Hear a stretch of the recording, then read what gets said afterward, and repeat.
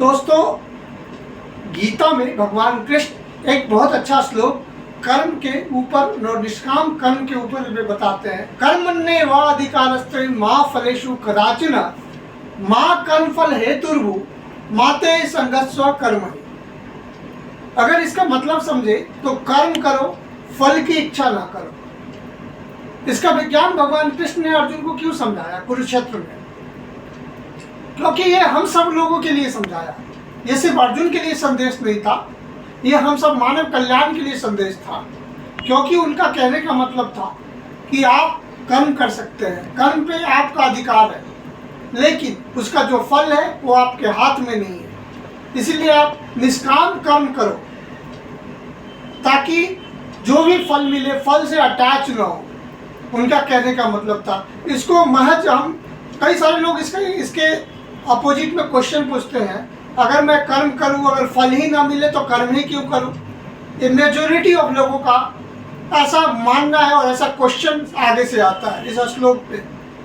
तो इस श्लोक को अगर मैं डिटेलिंग में समझूं तो इसका मतलब ये है दोस्तों, आप समझे कि कर्म करो, फल की इच्छा ना करो। इसलिए कहते हैं, अगर इसके विज्ञान को हम समझे, अगर इसको माइन्यूट लेवल पे, माइक्रो लेवल पे और मैक्रो लेवल पे समझे, अगर मैं अपने आप को इस शरीर का यूनिट मानूं तो आप देखो दोस्तों, अगर मैं अपने आप को शरीर में मानता हूं तो क्या ये शरीर को मैं चला रहा हूं या कोई और चला रहा है? इस यूनिट के अंदर अगर मैं सांसें ले रहा हूं, ये ऑटोमेटिक आ रहा है, आप चला रहे हैं, हम चला रहे हैं, ये ऑटोमेटिकली घटित हो रहा है। अगर सेल की यूनिट्स देखे, बनावट देखे, रिस्पिरेटरी सिस्टम है, सर्कुलेटरी सिस्टम है, डाइजेस्टिव सिस्टम है, क्या ये ऑटोमेटिक हो रहा है, एक सही तरीके से संचालित हो रहा है, या इसे कोई कर रहा है? हम कर रहे हैं क्या, आप कर रहे हैं क्या, या ये लोग कर रहे हैं क्या? आखिर कर कौन रहा है? उसके अंदर अगर आप सेल्स देखें तो हर सेल्स में, हर पल्स में, हर वेन में ब्लड चल रहा है। वो ब्लड सर्कुलेट कैसे हो रहा है? हर एक सेल्स बन रहे हैं। वो सेल्स कैसे बन रहे हैं? आप माइन्यूट लेवल पे देखो, हर चीज का अपना फंक्शन ऑटोमेटिकली संचालित हो रहा है बॉडी के अंदर में। अगर हम आपको शरीर भी मानते हैं तो क्या हम चला रहे हैं? अब इसको हम लार्जर कॉन्टेक्स्ट में देखें, जिसका हृदय विराट है, जिसका सोच विराट है, वो विराट लेवल पे अगर आप सोचो, अगर आप अभी खड़े हो तो कहाँ खड़े हो? धरती पे खड़े हो। क्या धरती आपने बनाया है?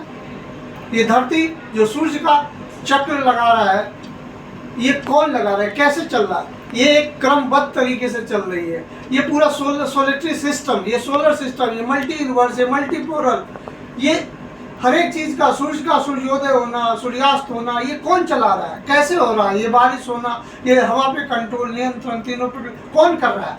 तो आप देखिए, अगर सूक्ष्म लेवल पे अपने आप को शरीर मानते हैं फिर भी आप नहीं चला रहे होते।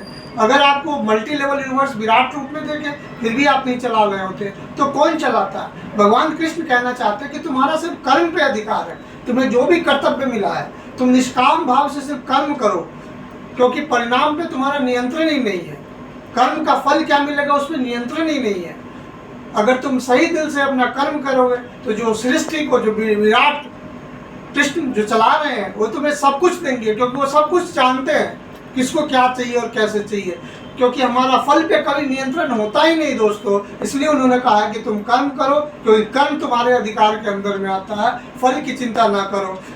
और ये श्लोक अगर देखें तो भगवान कृष्ण ने अर्जुन को समझाते हुए जो बोला था, कर्मण्येवाधिकारस्ते मा फलेषु कदाचन मा कर्म फल हेतुर्भुः माते संगस्व कर्मणि। हरे कृष्णा।